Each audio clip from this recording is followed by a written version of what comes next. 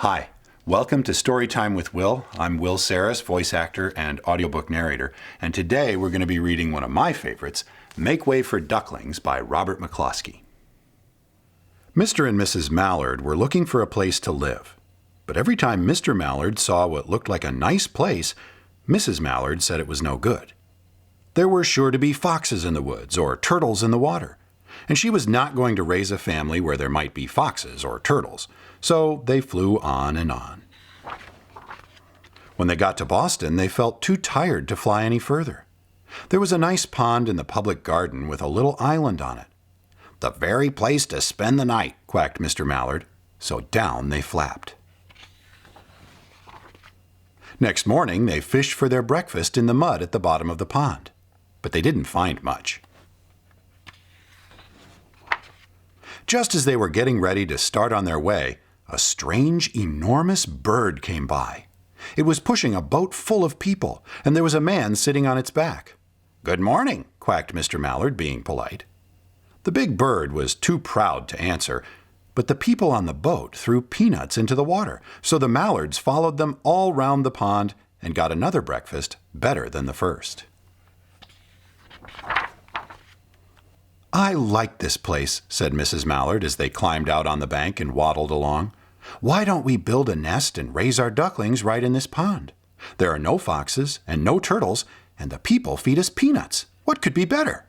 "Good," said Mr. Mallard, delighted that at last Mrs. Mallard had found a place that suited her.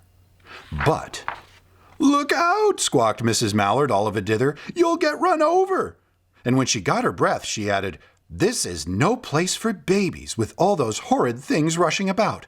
We'll have to look somewhere else." So they flew over Beacon Hill and round the State House, but there was no place there. They looked in Louisburg Square, but there was no water to swim in. Then they flew over the Charles River. "This is better," quacked Mr. Mallard. "That island looks like a nice, quiet place, and it's only a little way from the public garden." "Yes," said Mrs. Mallard, remembering the peanuts.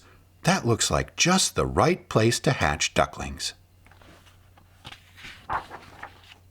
So they chose a cozy spot among the bushes near the water and settled down to build their nest. And only just in time, for now they were beginning to molt. All their old wing feathers started to drop out, and they would not be able to fly again until the new ones grew in.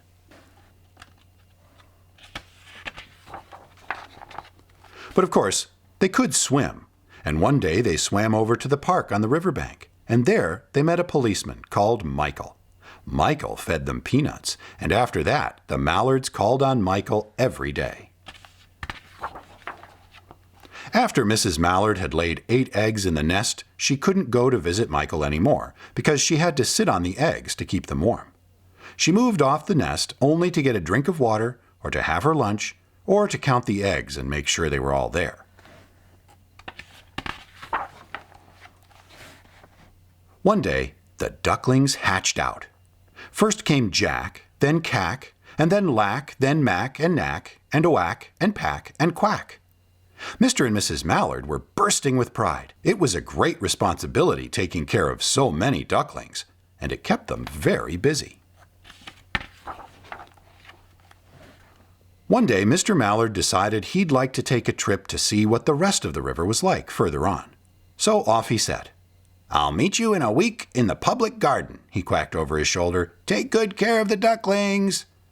"Don't you worry," said Mrs. Mallard. "I know all about bringing up children." And she did. She taught them how to swim and dive.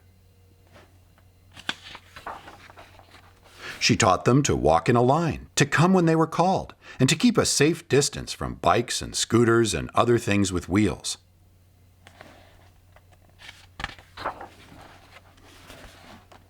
When at last she felt perfectly satisfied with them, she said one morning, "Come along, children, follow me." Before you could wink an eyelash, Jack, Cack, Lack, Mack, Knack, Oack, Pack, and Quack fell into line, just as they had been taught. Mrs. Mallard led the way into the water, and they swam behind her to the opposite bank. There, They waded ashore and waddled along till they came to the highway.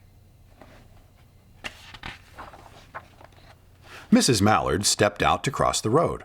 Honk, honk, went the horns on the speeding cars. Quack, went Mrs. Mallard as she stumbled back again. Quack, quack, quack, quack, went Jack, Cack, Lack, Mack, Knack, Quack, Pack, and Quack, just as loud as their little quackers could quack.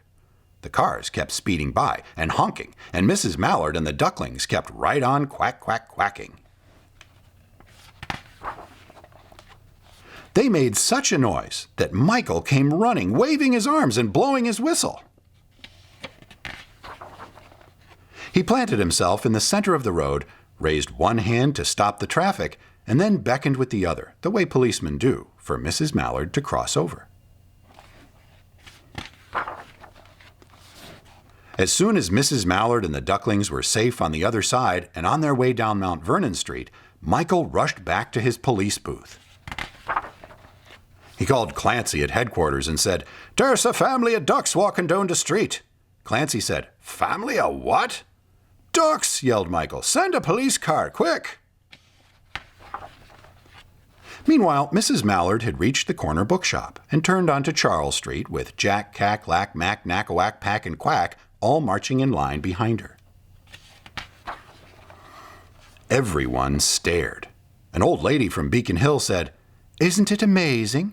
And the man who swept the street said, "Well, now, ain't that nice?"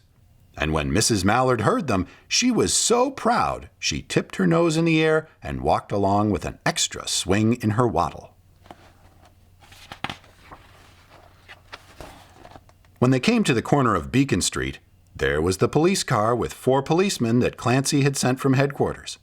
The policemen held back the traffic so Mrs. Mallard and the ducklings could march across the street.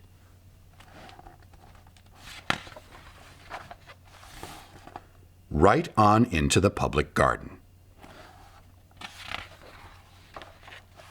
Inside the gate, they all turned around to say thank you to the policeman. The policeman smiled and waved goodbye. When they reached the pond and swam across to the little island, there was Mr. Mallard waiting for them, just as he had promised.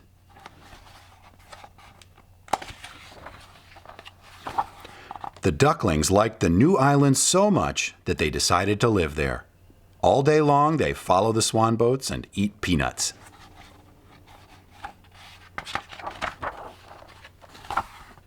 And when night falls, they swim to their little island and go to sleep. I hope you enjoyed the story. Listen, like and subscribe on YouTube. I'm going to try to upload one of these a day, and that's going to be the easiest way to get notifications of when they're uploaded. Also, leave a comment either on YouTube or Facebook about books you'd like to see me read, and I'll try and oblige if we've got them in the house. For now, stay safe, and I'll see you tomorrow.